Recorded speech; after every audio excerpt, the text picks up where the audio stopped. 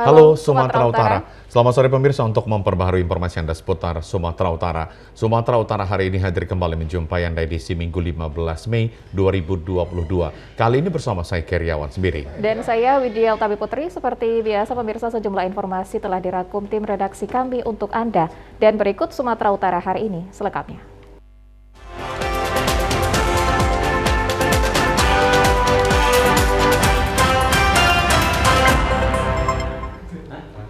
Pemirsa, Satres Narkoba Polresta Deli Serdang berhasil mengamankan 3 pelaku pengedar narkotika jenis sabu antar provinsi dengan barang bukti seberat 2,3 kg.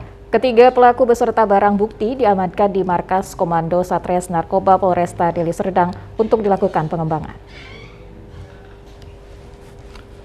Personil Satres Narkoba Polresta Deli Serdang berhasil membongkar jaringan peredaran narkotika antar provinsi yang beroperasi di wilayah Kabupaten Deli Serdang. Sebelum penangkapan, petugas telah membuntuti seorang yang diduga penjual sabu, kemudian melakukan penyamaran untuk membeli. Pertemuan pertama dengan penjual di Desa Wonosari, Kecamatan Tanjung Morawa, dan dalam pertemuan tersebut terjadi kesepakatan untuk bertransaksi di Tanjung Balai, Kabupaten Asahan. Selanjutnya, sesuai kesepakatan, pertemuan dilakukan di Jalan Cut Nyakdin, Kelurahan Sendang Sari, Kecamatan Kisaran, Kabupaten Asahan. Kemudian petugas langsung menuju ke lokasi untuk melakukan penggeledahan di sebuah rumah dan mendapati 2 orang laki-laki berinisial AS dan ASB beserta barang bukti narkoba jenis sabu. Adapun barang bukti narkoba yang ditemukan 1 bungkus sabu dikemas plastik warna kuning seberat 1015,7 gram, 1 bungkus sabu dikemas plastik warna putih seberat 243,6 gram, 1 bungkus sabu dikemas plastik warna putih seberat 59,7 gram, dan 1 tas ransel warna hijau serta 2 buah handphone. Petugas kemudian melakukan pengembangan, didapati 1 kg sabu yang akan diserahkan kepada laki-laki berinisial Z alias Zam di Plaza Sujuya, Tanjung Morawa. Untuk total pengungkapan kita itu dimulai tanggal 11 April, kurang lebih 1 bulan ke belakang, itu sudah 25 kasus yang kita tangani. 1 diantaranya ada pengungkapan kasus yang lumayan besar, yaitu di Deli Serdang ini pengungkapan kita berhasil mengungkap 2 kilo 3 on dengan tersangka 3 orang. Awalnya kita lakukan transaksinya di wilayah Deli Serdang, tapi kemudian karena diarahkan oleh si penjual ke Asahan, kita kejar ke sana, langsung kita lakukan penangkapan di Asahan karena kebetulan barang buktinya memang sudah disiapkan di wilayah Asahan. Kepada tersangka dijerat dengan pasal 114 ayat 2, subsidi pasal 112 ayat 2 Undang-Undang Republik Indonesia nomor 35 tahun 2009 tentang narkotika dengan ancaman pidana penjara seumur hidup atau pidana penjara paling singkat 6 tahun dan paling lama 20 tahun atau denda minimal 1 miliar rupiah dan maksimum 10 miliar rupiah.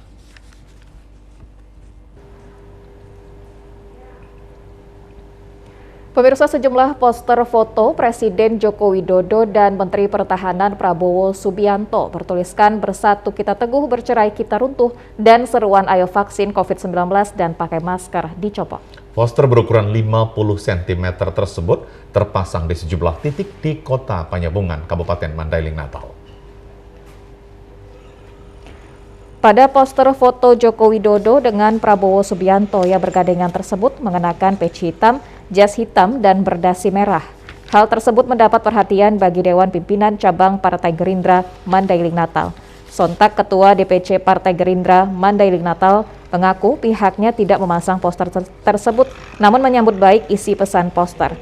Ketua DPC Partai Gerindra Mandailing Natal mengucapkan apresiasi atas isi pesan yang ada di poster yang dipasang orang yang tidak bertanggung jawab itu. Namun pihaknya menyayangkan pemasangan poster itu karena DPP dan DPD Partai Gerindra tidak ada menginstruksikan terkait pemasangan poster yang menyebar di sepanjang jalan lintas timur Panyabungan. Gerindra Kabupaten Mandailing Natal, setelah terpasang saya koordinasi dengan DPD juga tidak tahu bahwa akan ada penebaran foto yang bersanding dengan Bapak Jokowi. Jadi kita setelah mempertanyakan ke pihak berwajib dalam pemasangan iklan atau sejenisnya, itu pun tidak ada. Berarti ini dianggap gelap. Alhamdulillah setelah berkat dari Satpol PP hari ini dapat hari ini dapat siapa yang memasangnya. Setelah ditanyakan dari kelompok mana, mereka juga tidak tahu. Nah, jadi mungkin dari kelompok tertentu yang mungkin suka atau ingin menciptakan image atau apa, kita tidak tahu. Jadi solusinya kita suruh untuk dibongkar dulu dan dihentikan dulu pemasangan untuk sementara. Kini seluruh poster yang dipasang sudah kembali dibongkar oleh pihak yang memasangnya. Pembongkaran kembali poster tersebut atas permintaan dari DPC Partai Gerindra Mandailing Natal untuk sementara waktu sembari menunggu petunjuk dari DPP dan DPD terkait poster tersebut.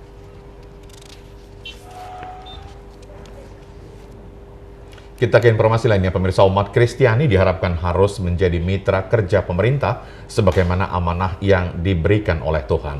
Melalui Minggu Kantate dengan tema Tahun Kesehatian bahwa seluruh umat Kristiani harus bernyanyi bagi Tuhan.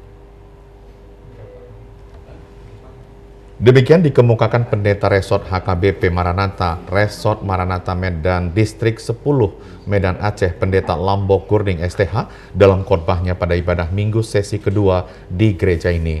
Pendeta Lambok Gurding STH mengatakan umat Kristiani harus bernyanyi bagi Tuhan karena boleh hidup melalui berbagai program kesejahteraan yang dipimpin oleh Tuhan sehingga pemerintah mulai dari tingkat pemerintahan pusat hingga pemerintahan terendah di daerah-daerah dapat bekerja dengan baik.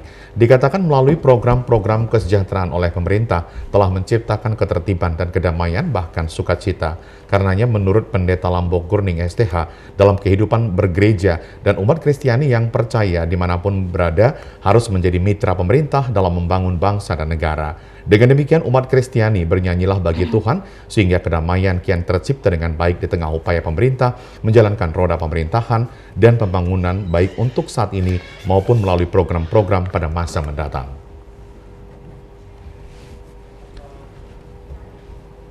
Kita bersyukur sebagai umat Kristen di tengah-tengah bangsa Indonesia ini harus menjadi mitra kerja dari pemerintah sebagaimana amanah dari Tuhan bahwa orang-orang percaya kepadanya harus memikirkan kesejahteraan sebuah bangsa dengan melalui mendoakannya. Sebagaimana dengan khotbah pada Minggu Kantate ini, seluruh umat Kristen harus bernyanyi bagi Tuhan. Kenapa kita harus bernyanyi bagi Tuhan? Karena kita boleh hidup damai dan sejahtera di tengah-tengah bangsa Indonesia yang dipimpin oleh pemerintahan kita sekarang melalui pimpinan dari Tuhan sehingga Presiden, para Menteri, TNI dan Polri boleh secara sinergis membangun kedamaian, kesejahteraan di tengah-tengah bangsa Indonesia ini, bahkan sampai kepada para gubernur di setiap provinsi boleh semuanya menjalankan sukacita, kedamaian dan kehidupan yang damai di tengah-tengah bangsa Indonesia ini. Sementara itu, salah seorang jemaat HKBP Maranatha, Rospita Manalu, menyampaikan rasa syukur atas berlangsungnya ibadah Minggu di gereja yang berada di Jalan Perkutut, Kecamatan Medan Helvetia ini. Ia menyatakan di tengah pemerintah memperbolehkan gereja melaksanakan ibadah Minggu, seluruh jemaat HKBP Maranatha ini tetap menerapkan protokol kesehatan COVID-19 dengan baik. Bahkan setiap ibadah Minggu selalu diumumkan melalui warta gereja agar seluruh jemaat menerapkan prokes secara ketat ketika mengikuti ibadah.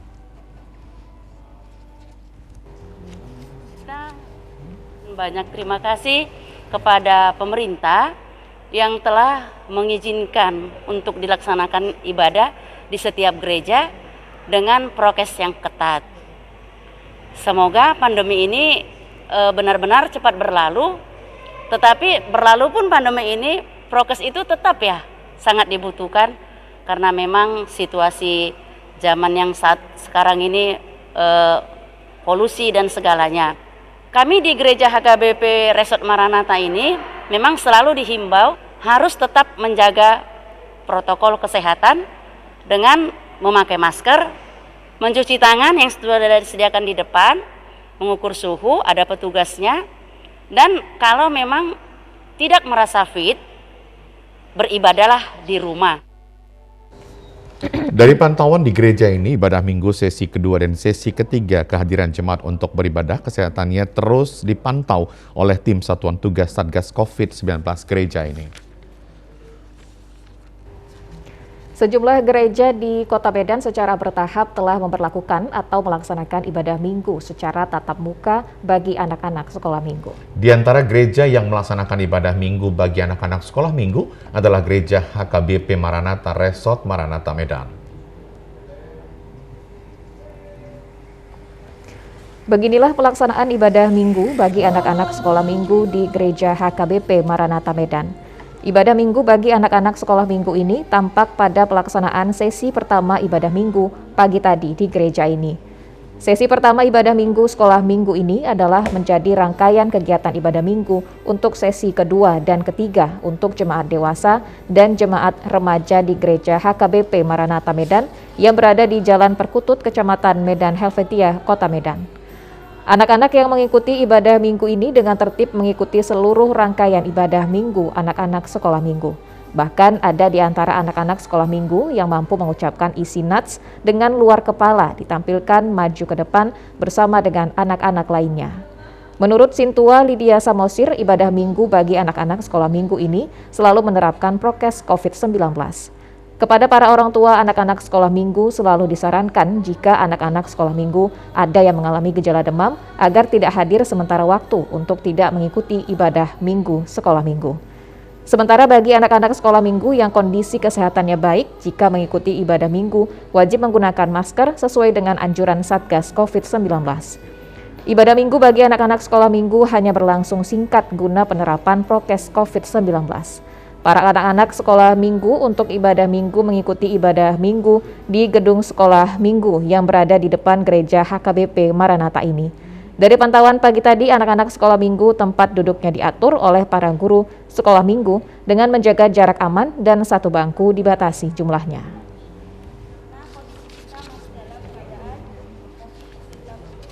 Ya, pemirsa, informasi aktual lainnya akan kami hadirkan sesaat lagi. Tetaplah bersama kami di Sumatera Utara hari ini.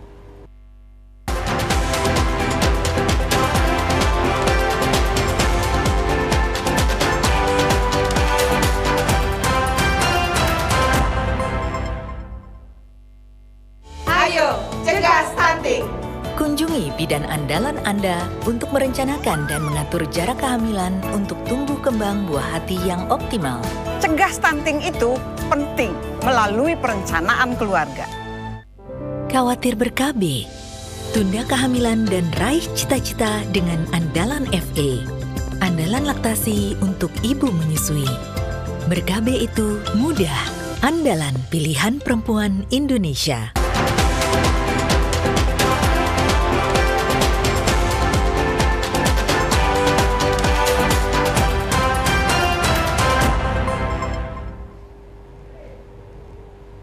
Terima kasih Anda masih menyaksikan Sumatera Utara hari ini.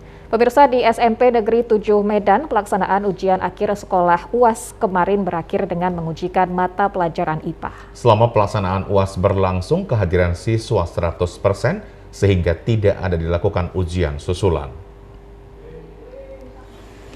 Di SMP Negeri 7 Medan, secara umum pelaksanaan UAS berlangsung lancar sesuai dengan program sekolah ini. Sebanyak 233 siswa mengikuti UAS dengan menyediakan 14 ruangan kelas sebagai tempat UAS. UAS tahun ini berbasis Android atau sama dengan setiap pelaksanaan UAS setiap tahun, bahkan sebelum pandemi COVID-19 melanda tanah air. Kepala SMP Negeri 7 Medan, Irnawati mengatakan materi soal UAS bersumber dari materi pelajaran kelas 7 hingga 9. Demikian halnya tingkat kesulitan soal juga diberlakukan dengan materi ujian disusun oleh musyawarah guru mata pelajaran MGMP secara berkolaborasi. Jika pada tahun lalu UAS berbasis Android dan secara daring dari rumah, tetapi tahun ini siswa dihadirkan ke sekolah tetap berbasis Android dengan diawasi 2 guru setiap kelas. Sekolah yang berada di Jalan Haji Adam Malik, Kecamatan Medan Barat ini menggunakan aplikasi Edmodo yang selama digunakan setiap ada ujian. Sementara kriteria kelulusan tetap berdasarkan kehadiran siswa, hasil ujian, dan pengerjaan tugas-tugas. Sedangkan seluruh soal-soal UAS mengacu kepada asesmen kompetensi minimum dan literasi serta numerasi.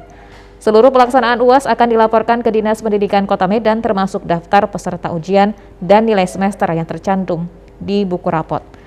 Kepala SMP Negeri 7 Medan Irnawati menyatakan siswa SMP Negeri 7 Medan diharapkan lulus 100% dan lulus seleksi di SMA yang dipilih, menyusul selama ini 60% siswa sekolah ini lulus seleksi di sekolah SMA pilihan siswa. Kami melaksanakan ujiannya secara daring, anak-anak ujiannya melalui Android yang mereka miliki. Kemudian pelaksanaan ujian ini berjalan dengan lancar, aman, dan siswa seluruhnya hadir 100% dari hari pertama sampai hari terakhir hari ini. Antusias anak-anak dalam melaksanakan ujian, sangat senang melaksanakan ujian secara luring karena mereka bisa, mungkin kalau ada kendala dan sebagainya, bisa dibantu langsung oleh tim teknis panitia ujian akhir sekolah di SMP Negeri 7 Medan. Karena untuk jalur prestasi pendaftaran bagi SMA dan SMK sudah dimulai, jadi anak-anak sudah ada yang mulai mendaftar ya. Untuk itu persyaratan hanya menggunakan nilai semester 1 sampai dengan 5. Jadi tidak mengganggu nilai yang akan dikeluarkan nanti pada ujian akhir sekolah ini. Sementara itu, sehubungan dengan hari terakhir pelaksanaan UAS, dilakukan kegiatan foto bersama antara kepala sekolah, wali kelas, guru, dan siswa. Seluruh siswa kelas 9 mengikuti foto bersama berdasarkan kelas untuk foto kenangan yang selalu dibuat setiap tahun di sekolah ini. Sementara itu, pemirsa, di SMP Negeri 7 Medan usai melaksanakan ujian akhir sekolah UAS dilakukan acara melepas siswa. Siswa kelas 9 sebanyak 233 siswa mengikuti acara ini yang dilaksanakan di halaman sekolah hingga siang hari. Beginilah acara melepas siswa kelas 9 di SMP Negeri 7 Medan kemarin. Acara ini dilaksanakan menyusul 2 tahun tidak dilakukan akibat pandemi COVID-19 melanda tanah air.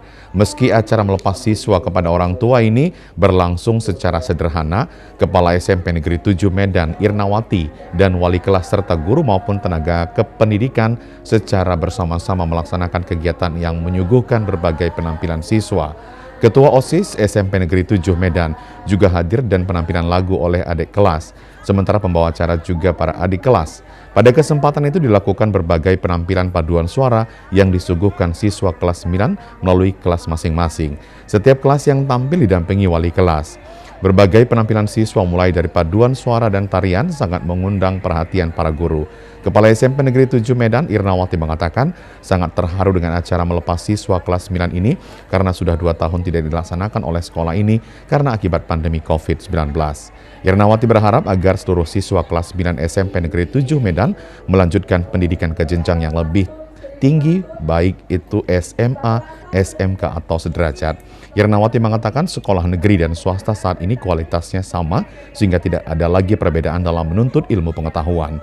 Pada kesempatan ini dilakukan penyerahan penghargaan kepada siswa kelas 9 yang berprestasi membawa nama baik sekolah pada bidang olahraga, olimpiade dan seni serta literasi pada tingkat nasional, Provinsi Sumut dan tingkat Kota Medan. Selain itu juga dilakukan pengumpulan baju siswa kelas 9 yang layak pakai untuk disumbangkan kepada siswa kelas 7 dan 8. Dan sebagai akhir acara ini dilakukan makan siang bersama di ruangan kelas yang dipimpin oleh wali kelas masing-masing. Ikatan Keluarga Alumni SMA Angkatan tahun 1984 melakukan reuni di Hotel Grand Ina Medan kemarin. Reuni ini dilakukan untuk membina tali silaturahmi di antara para alumni yang saat ini tersebar di seluruh wilayah Indonesia. Acara reuni diawali dengan menyanyikan lagu Indonesia Raya dan dilanjutkan dengan Mars Ika Smandel sekaligus menyerahkan lagu Mars kepada pengurus pusat Smandel Medan.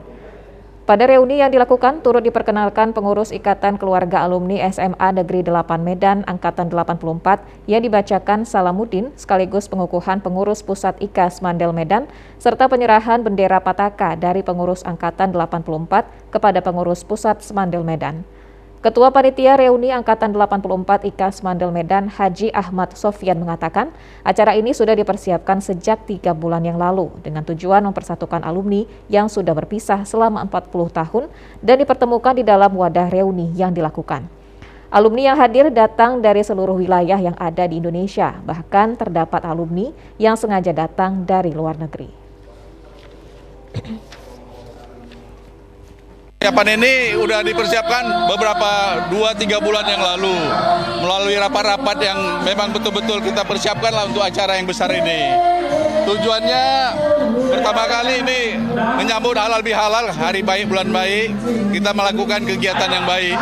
Kita kumpulkan alumni yang sudah terpisah lebih kurang 40 tahun untuk bertemu di tempat ini. Itulah apaan kami yang awalnya. Berapa jumlah kita dari mana saja datang? Kalau pesertanya itu datang dari seluruh penjuru Indonesia, bisa kita bilang seperti itu.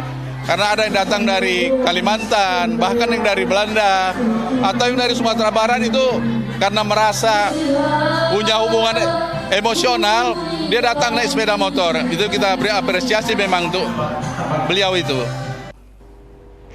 Pendiri dan Ketua Pengurus Angkatan 84 IKAS Mandel Medan, Haji Redwin Rohimun mengatakan, reuni ini bertujuan selain bersilaturahmi karena sudah puluhan tahun tidak bertemu, sekaligus menggali potensi dari para alumni yang sudah berada di tengah masyarakat, bahkan memiliki andil di tengah masyarakat, akan direkrut untuk memperkuat ikatan alumni Smandel Angkatan 84 Medan. Melalui reuni ini, alumni yang memiliki potensi akan disatukan untuk membentuk sebuah upaya yang berdampak terhadap anggota, sekaligus akan berkontribusi kepada pemerintah dan masyarakat. Selain sebagai ajang silaturahmi, reuni ini kita akan menggali potensi-potensi daripada para alumni dengan dikukuhkannya oleh pengurus pusat. Pengurus Angkatan 84 ini akan lebih solid lagi dan akan menggali bahwa alumni-alumni selama ini yang sudah hidup di tengah masyarakat, yang memberikan andil bagi semua kehidupan masyarakat, akan kita rekrut untuk memperkuat ikatan alumni ke depannya. Kemudian kita juga bisa saling berkoordinasi dengan pengurus pusat, di mana nanti pengurus pusat bisa menjadikan pengukuhan ini sebagai contoh bahwa beginilah yang dinamakan sebuah organisasi cabang seperti layaknya Korwil dan pengurus-pengurus angkatan yang ada 50 angkatan lainnya yang kemudian akan menjadi barisan daripada struktur akar rumput wadah tunggal Ikatan Alumni Smandel 8.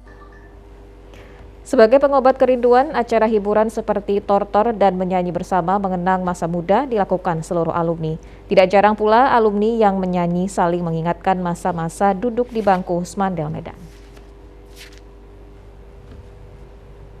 Pemirsa, meski kasus stunting di Kota Medan secara jumlah mengalami kenaikan angka, namun secara persentasi tidak mengalami kenaikan jika dilihat dari prevalensi. Balita yang mengalami stunting dibagi dengan jumlah sasaran balita di Kota Medan dengan real data adalah 0,46%. Hal itu dikatakan Kepala Bidang Kesmas Dinkes Medan Helena Rugun. Dikatakan sampai saat ini berbagai program telah dilaksanakan dalam rangka percepatan penurunan stunting.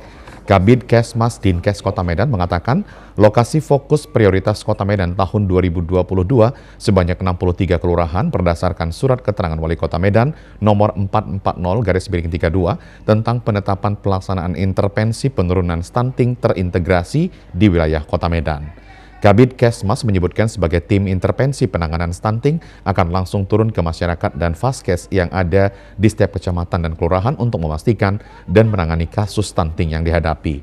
Dijelaskan secara umum kasus stunting tidak membuat anak sakit, tetapi secara pertumbuhan panjang dan tinggi anak biasanya tidak seperti anak normal pada umumnya.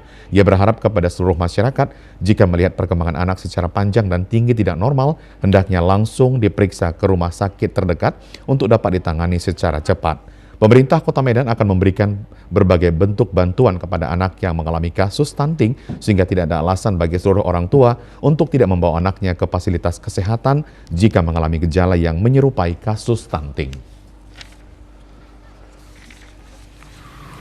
Untuk setiap masyarakat, baik dari OPD juga, dari LSM juga, dari siapa saja, kalau dari PAUD, tim pendidikan, misalnya kalau ada menemukan anak dengan dicurigai sebagai stunting, coba dibawa ke posyandu dan di puskesmas untuk diperiksa secara antropometri apakah benar stunting, karena tugas Dinas Kesehatan Kota Medan itu adalah melaksanakan intervensi spesifik.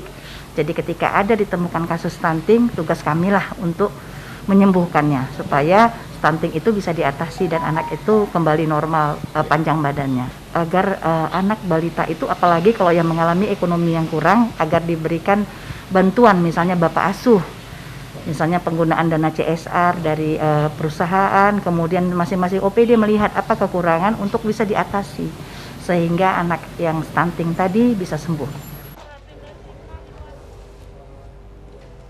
Ya pemirsa, beragam informasi menarik lainnya masih akan kami hadirkan usai jeda berikut. Tetaplah bersama kami di Sumatera Utara hari ini.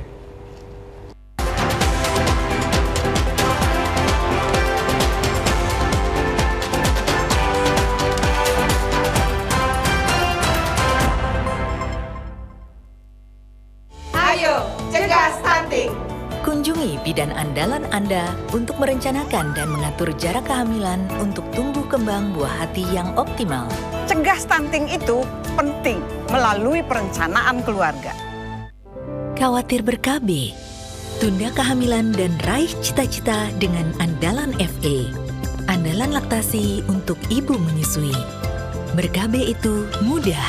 Andalan pilihan perempuan Indonesia.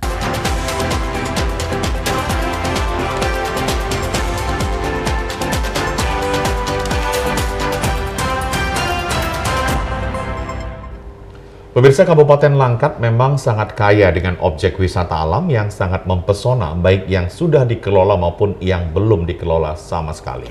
Salah satunya adalah wisata pemandian alam yang berada di Desa Sulkam, Kecamatan Kuta Baru, Kabupaten Langkat. Objek wisata pemandian alam ini sangat asri dan alami karena belum terjamah. Wisata ini merupakan objek terpendam yang ditemukan warga puluhan tahun lalu, namun sayangnya baru diketahui wisatawan beberapa bulan terakhir. Rencananya warga sekitar bekerja sama dengan Kepala Desa Sulkam akan saling bahu-membahu untuk memperkenalkan objek wisata ini dengan mengusung wisata edukasi dan pemandian alam yang nantinya para wisatawan juga bisa untuk melaksanakan camping ground sembari memancing ikan. Ide ini timbul karena melihat panorama dan pemandangan yang indah sekaligus mampu memperbaiki perekonomian masyarakat yang selama ini hanya bercocok tanam. Untuk menuju lokasi wisata ini memang dibutuhkan kesabaran dan ketelitian karena akses jalan yang masih ekstrim dan bebatuan. Namun para wisatawan tidak perlu khawatir, begitu sampai di tempat wisata ini rasa lelah selama dalam perjalanan 3 jam dari kota Binjai akan hilang setelah melihat panorama indah dan udara yang masih sangat segar. Warga sekitar masih berupaya untuk membuka akses jalan dibantu dengan adanya anggaran dana desa. Kepala Desa Sulkam Gembira Sembiring mengatakan wisata ini baru dibuka selama 2 bulan, namun sudah mampu mendatangkan wisatawan lokal dan diharapkan dengan adanya bantuan dari pemerintah Kabupaten Langkat, wisata ini nantinya mampu memberi pemasukan baik bagi masyarakat maupun pemerintah. Begini, kan lokasi kita ini baru buka, baru sekitar 2 bulan. Jadi rencana ke depannya mau kita jadikan lokasi wisata edukasi, bisa jadi edukasi, bisa juga untuk wisata pemandian alam. Dan sekaligus kita ada rencanakan di belakang ini untuk penangkaran ikan, kalau kami bilang sini di lokal ikan gemuh, sejenis jurung. Jadi inilah yang mau kita kembangkan ke depan. Sulit dijangkau karena memang akses yang sangat ekstrim sekali, dan ini memang kebetulan kita ada program dari dana desa dan tujuan kita memang untuk peningkatan ekonomi masyarakat. Makanya kita gagas bersama masyarakat, barulah ada jalan itu kita buka baru selama 2 bulan pengerjaan. Fasilitas belum ada, sama sekali belum ada fasilitas kita, tapi udah dikunjungi banyak orang juga. Bagi Anda yang ingin menikmati suasana alam yang asri sekaligus menikmati panorama yang indah, tidak ada salahnya untuk mencoba wisata pemandian alam Sungai Sulkam, Lau Kede, dan dipastikan tidak akan menyesal serta ingin kembali lagi mengunjungi lokasi wisata tersebut.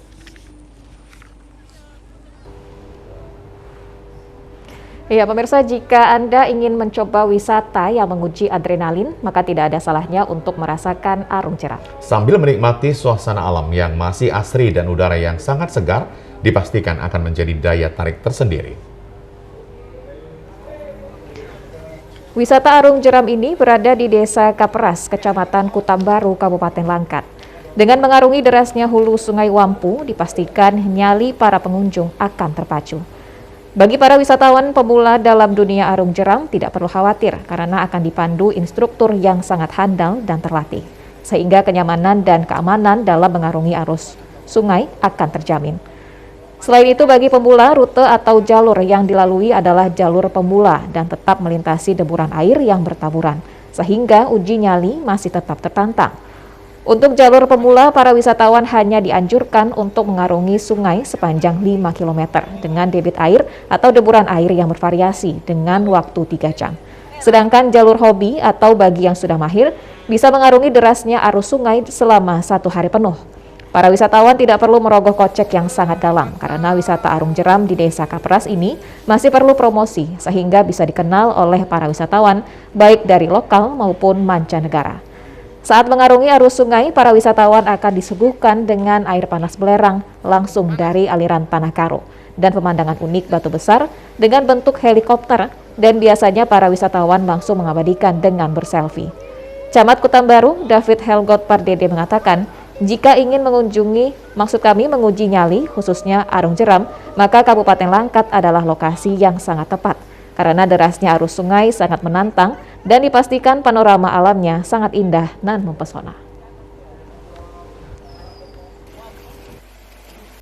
Ini kita tadi sudah sama-sama mengarungi arung jeramnya tadi dari Desa Kapras. Itu upaya yang kami laksanakan dari pihak kecamatan, tentu saja dengan media promosi, salah satunya dengan mengundang media untuk melakukan peliputan dan juga merasakan sendiri sensasi untuk wisata arung jeramnya tadi. Harapan saya tentu saja dengan sesuai dengan visi misi Bapak Bupati, yang salah satu visinya itu adalah untuk meningkatkan pariwisata di daerah. Salah satunya yang kita lewati tadi, tentu saja kami juga harapannya akses jalan, kemudian transportasi dan juga pusat informasi akan dibangun di sini dan juga didukung oleh dinas-dinas terkait termasuk Dinas Pariwisata.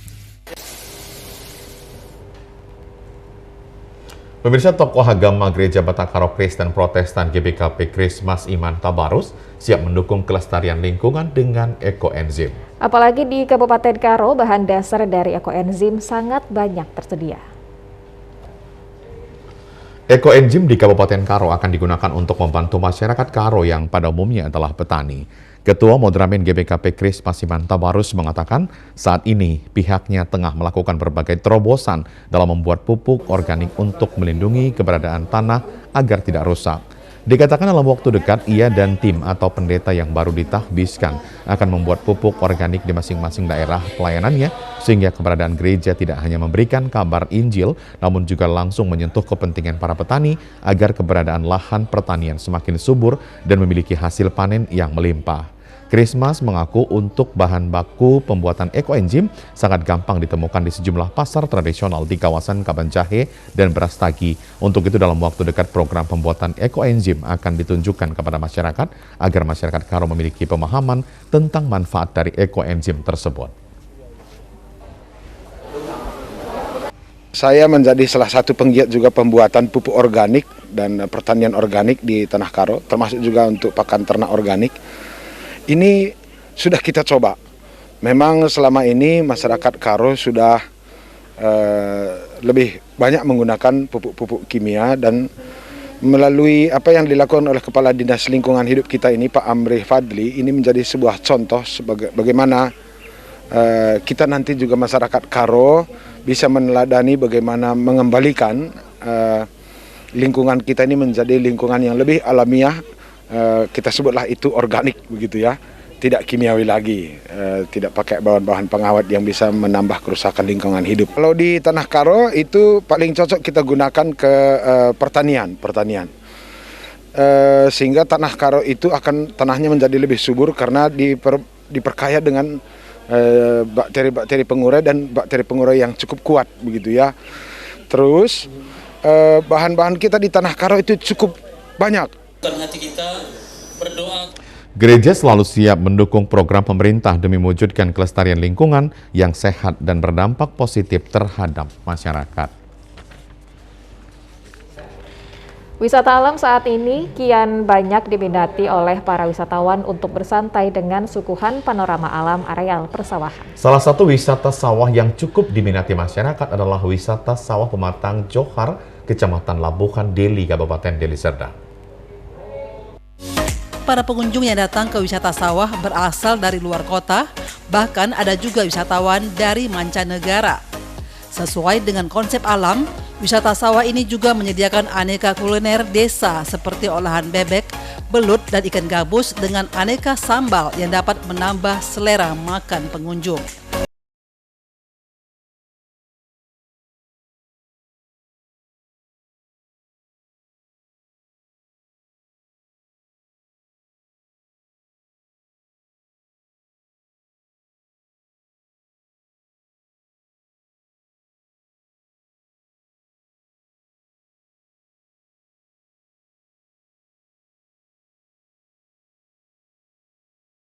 Salah seorang pengunjung sangat terkesan dengan wisata sawah karena selama ini areal persawahan sudah sangat sulit ditemukan di perkotaan karena sudah berubah menjadi pemukiman penduduk. Kehidupan di kota terlalu ramai. Sekali-sekali ya kepingin juga lah kehidupan di kampung. Lebih indah pemandangannya melihat sawah-sawah. Harapannya ke depan semoga lebih diperbagus lagi dan insya Allah ramailah pengunjungnya kalau diperbagusi lagi.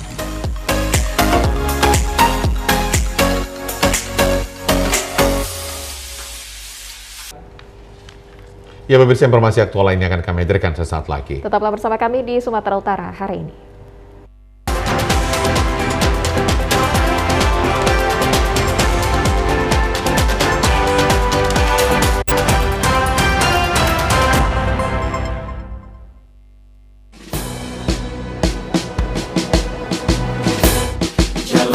Hari dengan 3 wajib, wajib iman, wajib aman, wajib imun. Berolahraga, riang gembira, mencegah kita jatuh sakit. Makanan bergizi tiap hari, tidur cukup itu pasti. Dan janganlah panik, berdoa tiada henti. Wajib iman, aman, imun. Pakailah maskermu, jagalah jarakmu, cuci tanganmu selalu. Kita raih bahagia dengan iman, aman, imun. Badan sehat, bangsa kuat. Kita raih bahagia dengan iman, aman, imun. Badan sehat, bangsa.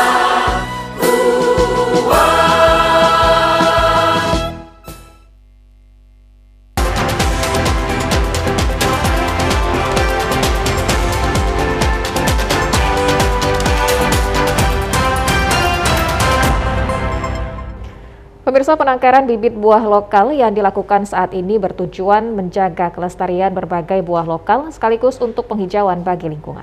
Beberapa jenis varietas buah saat ini sudah tercatat di Kementerian Pertanian. Di penangkaran bibit buah lokal yang terdapat di Kebun Lada Kota Binjai milik Arifin ini, terdapat beberapa jenis varietas buah lokal yang sudah mendapat pengakuan dari Kementerian Pertanian dan kelompok tani binaan Arifin. Sebagai penangkar, Arifin mengatakan akan terus menemukan varietas baru dari buah lokal yang sudah ada. Saat ini sudah ada varietas baru yang ditemukan, seperti cempedak guling, di mana cempedak guling ini buahnya lebih besar dari cempedak biasa. Rasanya lebih manis dan dagingnya lebih berlemak serta lebih kuning. Selain itu terdapat alpukat idola yang sudah dibudidayakan oleh kelompok tani binaan Arifin. Satu jenis buah lainnya yang sudah ditemukan yakni durian musangking, di mana durian musangking ini sangat terkenal di negara tetangga. Padahal Indonesia memiliki varietas buah durian musangking dan sudah dibudidayakan oleh sejumlah masyarakat di Sumatera Utara. Arifin selaku penangkar mengaku setiap jenis varietas belum dapat dipatenkan, namun setiap varietas yang sudah ditemukan dan dibudidayakan didaftarkan di Kementerian Pertanian, sehingga menjadi kekayaan hayati bagi bangsa Indonesia, khususnya Sumatera Utara. Ya kami ini Pak, artinya terus memperbanyak varietas, menanam varietas supaya jangan punah untuk anak cucu kita. Setelah itu juga kami juga ada binaan-binaan kelompok tani yang harus kami hidupi. Mereka juga skill-skill kami yang sudah lama kami didik. Mungkin suatu daerah kalau mau mencontoh kampung kami perlu waktu 40 tahun. Nah, 40 tahun mereka perlu waktu untuk mencontoh kampung kami. Kenapa? Dari mulai teknis menyambung, teknis menyangkok dan sebagainya, termasuk pencari biji, pencari pucuk, itu kan orang ahli semua Pak. Nah, jadi kalau orang mau nyontoh kampung kami perlu waktu 40 tahun. Kepala Dinas Lingkungan Hidup Provinsi Sumatera Utara, Tengku Amri, mengapresiasi penangkaran bibit buah milik Arifin yang ada di Kebun Lada Kota Binjai karena dikelola secara swadaya dengan tujuan melestarikan keanekaragaman hayati yang ada di Indonesia. Kadis Lingkungan Hidup Prof. Su berharap melalui food estate yang diprogramkan pemerintah saat ini, kedepannya juga dapat melakukan budidaya buah-buahan lokal yang ada di Sumatera Utara. Yang di daerah asalnya pun durian ini sudah hampir tak ada dan tak ada lah, di beberapa daerah sudah tak ada. Tapi ada di sini.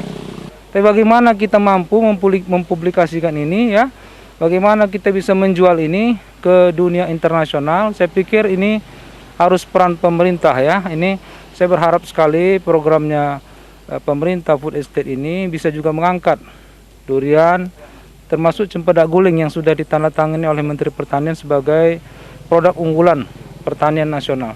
Yang pasti kita ini mulai sudah kita menggagas bagaimana apa-apa yang sudah ada di Nusantara ini tetap ada di Nusantara ini sebagai satu kekayaan Indonesia yang luar biasa yang bisa mengundang wisata dan sebagainya, investor dan sebagainya.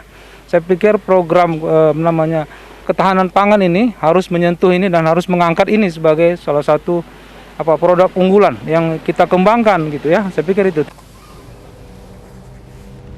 Pemirsa, Kabupaten Samosir yang terletak di tengah Danau Toba memang mempunyai sejuta pesona.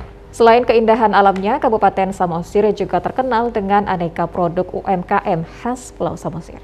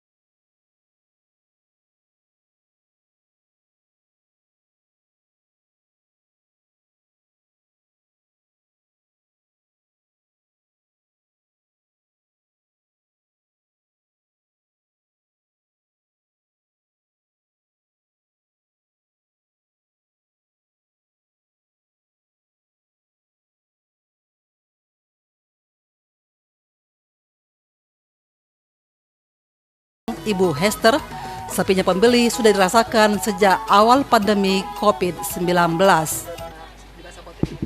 Sekarang semasa COVID sekarang kami sepi, nggak ada laku jualan, pengunjung kurang di Samosir. nggak ada dapat bantuan, susah cari bantuan kami. Harapannya kami semua jualan di Pelabuhan Peri Tomok, kalau bisa turunkanlah bantuan yang kayak mana lah bisa untuk kami jualan di sini, cukupnya modal kami. Itu aja permintaan kami dari semua kami jualan. Salah satu sentra UMKM yang juga cukup populer di Tomok adalah produksi kacang rondam Samosir.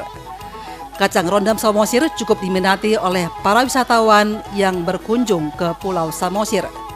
Salah seorang pelaku UMKM yang produksi kacang rondam Samosir, Hotman Gultom, setiap harinya memproduksi sebanyak 50 kg kacang tanah. Namun pada hari besar permintaan produksi bisa mencapai hingga 150 kg. Hotman Gultom berharap adanya bantuan dari pemerintah agar produksi kacang rondam Samosir miliknya bisa berkembang lebih besar lagi. Setiap harinya kita produksi 50 kilo, kurang lebih 50 kilo. Hari rame kita memproduksi kacang ini lebih dari 100 kilo. Dan setelah itu kita pernah ada mau datang bantuan dari LIPI, sampai sekarang belum ada terrealisasi bantuan itu. Itulah harapan saya kepada pemerintah supaya lebih meningkat lagi usaha saya ini. Disebar ini ke Labuan Kapal Ikan Batak dan juga di KMP Peri Tomok dan juga ke Tanjung Balai, ada juga ke Medan. Itulah untuk pemasaran kacang kita ini. Kalau ini khasnya ini kan karena dia direndam rasanya lebih enak. Kalau dari si hobuk memang ada juga yang direndam, tapi ada juga yang hanya digoreng biasa aja. Jadi khasnya selalu direndam, digoreng, dijemur dan digoreng kembali gitu. Ya kalau pakai kayu bakar dia lebih enak lah rasanya daripada dipakai. Kita udah pernah coba pakai gas, tapi rasanya kurang lebih enak lah dipakai kayu bakar ini. Proses pembuatan kacang tanah dimulai dari perendaman dengan air garam selama 2 jam, kemudian ditiriskan dan dikeringkan. Setelah kering kemudian digoreng dengan pasir selama kurang lebih 2 jam tanpa minyak goreng di atas kayu api yang membara dengan pengaturan suhu yang tinggi dan stabil agar tidak gosong. Selain itu, keistimewaan dari kacang rondam Samosir ini adalah menggunakan kacang kualitas super sehingga memiliki cita rasa tersendiri. Kacang rondam Samosir dijual sudah dalam bentuk kemasan dan memiliki 3 ukuran, kecil, sedang, dan besar.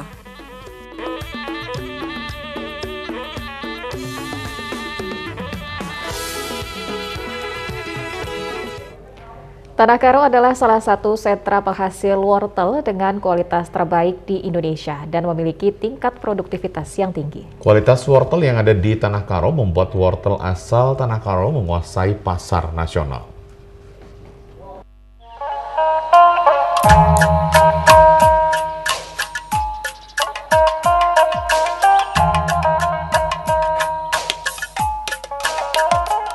Tidak dapat dipungkiri jika tanahnya yang subur dan kondisi cuaca membuat produktivitas tanaman wortel menjadi sangat baik.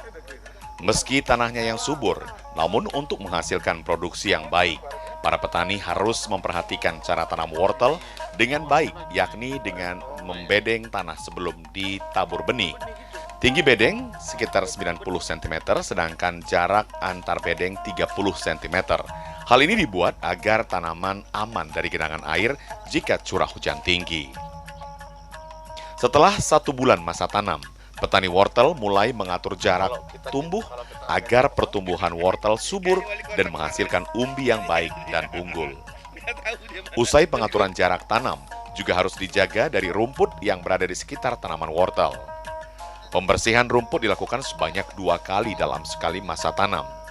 Sementara itu, agar pertumbuhan daun menjadi baik, juga tidak diserang hama, dilakukan penyemprotan sebanyak 8 kali selama 1 kali masa tanam.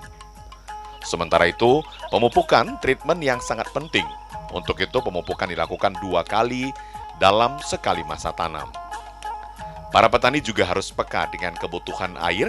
Jika musim kemarau, petani harus menyiram tanaman dengan air sehingga tidak menghambat pertumbuhannya. Ini proses awal kita tanam mulai dari di traktor, di kipas, di bedeng, terus penanaman. Penanaman kita tabur kiri kanan biar tumbuhnya agak padat dia. Nah, kemudian kita tunggu 2-3 minggu lah, baru kita nanti semprot lalang-lalangnya mati, wortelnya naik tumbuh.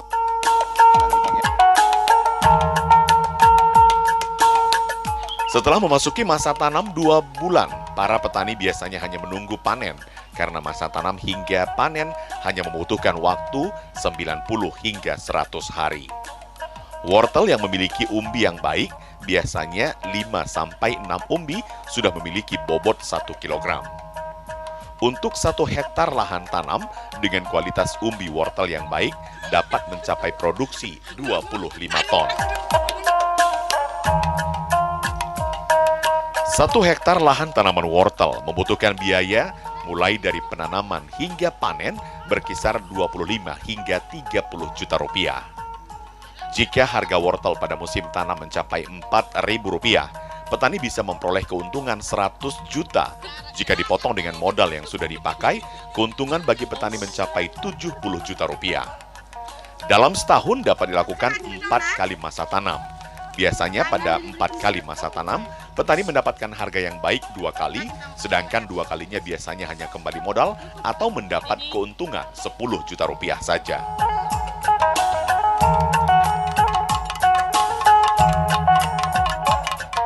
Kita kasih pemupukan sekitar 3 kali sampai panen.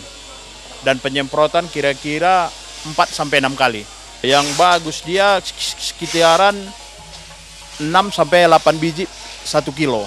Nah, misalnya gitu kita dapat 20-25 ton per hektarnya. Jika kita harga 3.000 saja udah kita dapat kisaran 60-75 juta 1 hektar. Dalam 1 tahun bisa kita 3 kali panen. Iya, biasanya kadang bisa 2 kali dapat harga, bisa 3 kali tergantung cuaca.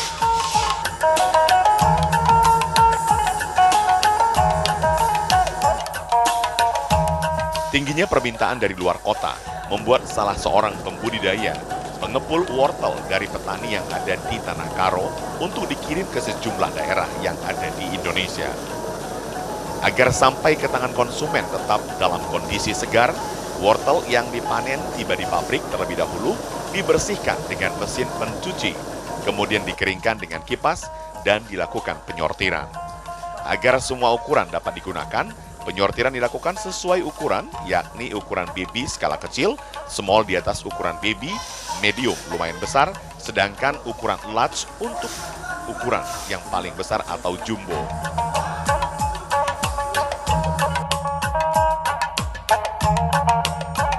Kita kalau dia masuk dari ladang, kita bersihkan, kita cuci, kita laundry, siap dari laundry ke tempat packingan. Kita packing setiap size.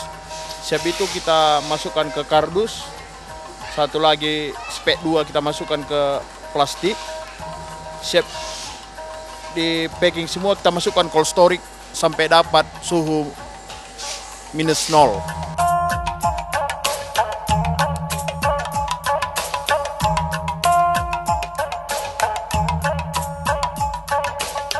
Setelah dikeringkan, wortel yang sudah disortir dimasukkan ke dalam kotak, di mana 1 kotaknya berisi 10 kg. Sebelum dikirim ke berbagai kota di Indonesia, wortel tersebut disimpan terlebih dahulu di ruangan pendingin. Dan sebelum dikirim keluar kota, pasca dikeluarkan dari ruangan pendingin, suhu wortel harus berada pada kisaran 0 sampai +2 derajat Celcius.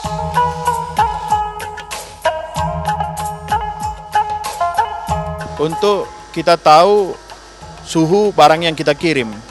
Karena kalau dikirim ke luar pulau harus di bawah +4 supaya barang aman, tidak busuk, segar sampai di tujuan. Kalau ke Jakarta 4 hari, ke Surabaya 5 hari, ke Bali 6 hari.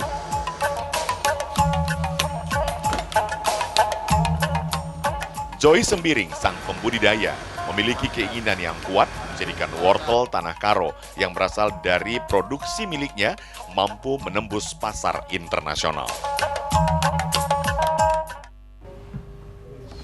Ya, pemirsa, informasi tadi mengakhiri Sumatera Utara hari ini. Mewakili seluruh kerabat kerja yang bertugas, saya Karyawan Sembiring. Dan saya Widyotami Putri, kami ajak Anda untuk selalu menerapkan protokol kesehatan dengan memakai masker, menjaga jarak, dan mencuci tangan dengan sabun di air mengalir. Indonesia pulih karena aku. Indonesia pulih karena kamu. Indonesia pulih karena kita. Terima kasih, selamat sore. Sampai jumpa.